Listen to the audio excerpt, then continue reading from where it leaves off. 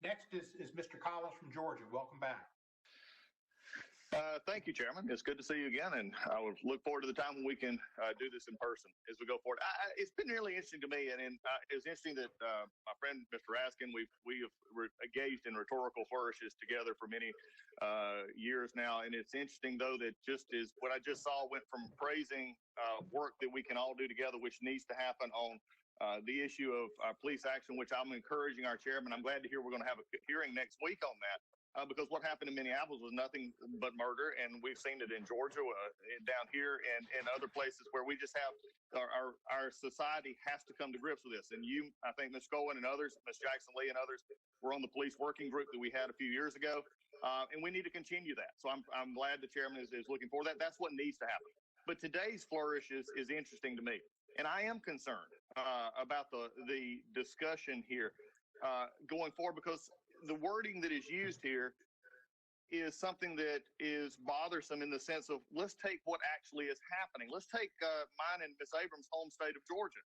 And the interesting issue here is that we have been working, and unfortunately Georgia, because of some things that have been said by Ms. Abrams and others in the committee and throughout the country, has been held up as a place in which suppression and voters were not encouraged to vote. And simply the numbers don't show that. And in fact, from 2014 to 2018, African-American male and female went up 12%, 14%, 13% on white male, 16% against female white, and Hispanic voter participation has increased from 18 to 24% in our state of Georgia. When we look at this and we're talked about the no excuse voting, which again, I go back to, and a quick question here, because I have a question, because I know that Ms. Abrams is very precise in her wording. And you used in your wording in your opening statement, uncontroverted. And I would assume, Ms. Abrams, that you would agree with me that uncontroverted means it is with truth and validity, not disputed or denied, correct? That's a question. I was attempting to turn my microphone. Okay, I have that problem. I have that problem too. As to the definition of the word uncontroverted, yes, I would agree with your definition. Okay, well, then the question is, this came up several times here. We keep bringing up Wisconsin, yet a Stanford and World Health Organization study that says that there is no correlation between rise in COVID cases in Wisconsin because of the voting. There may have been more 71 cases, as you said, but there's been no rise overall. And the question is of those 71, can it be definitively determined that they caught at the voting place?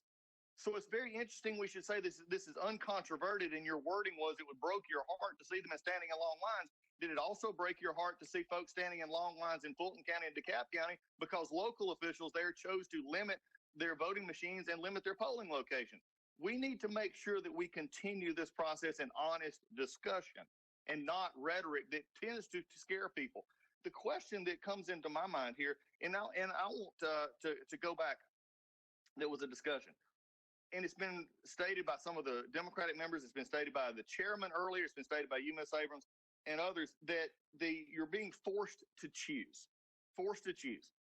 And we just got off the discussion of Mr. Ho, and he was talking about how many, and you actually talked as well, how many have no excuse absentee voting. Now, I will agree with you that there are other people that may have, that those voting premises need to be encouraged, and I would encourage that. Everybody needs to vote.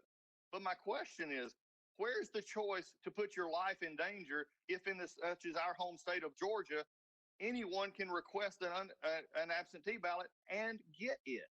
Where are we? Is that not just use of overblown language to say that in states like Georgia and others, to make a political point that we're just saying nobody can vote? That seems as a contradiction. Ms. Abrams, you want to answer that?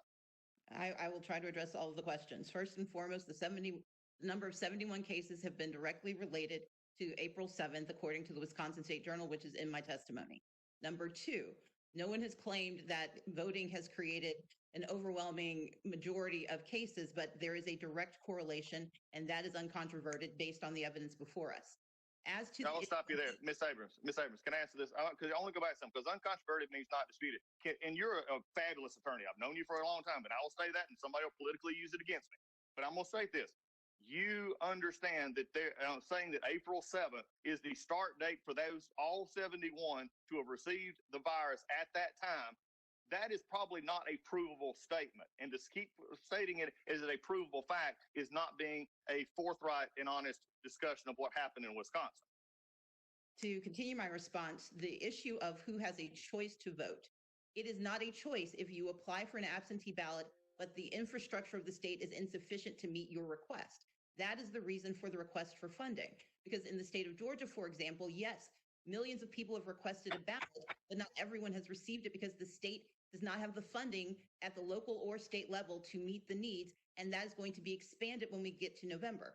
But I not only represent the state of Georgia, the work I do is across the entire United States. And so I speak for voters in every single state in our nation, particularly voters of color, who wish to use this choice to vote by mail, but may not be able to if their state is insufficiently funded to provide access to the right to vote. Well, I agree with that. Mr. Collins, your 5 minutes is up, and I thank you. I yield back. Thank you. You're welcome, sir. Thank you.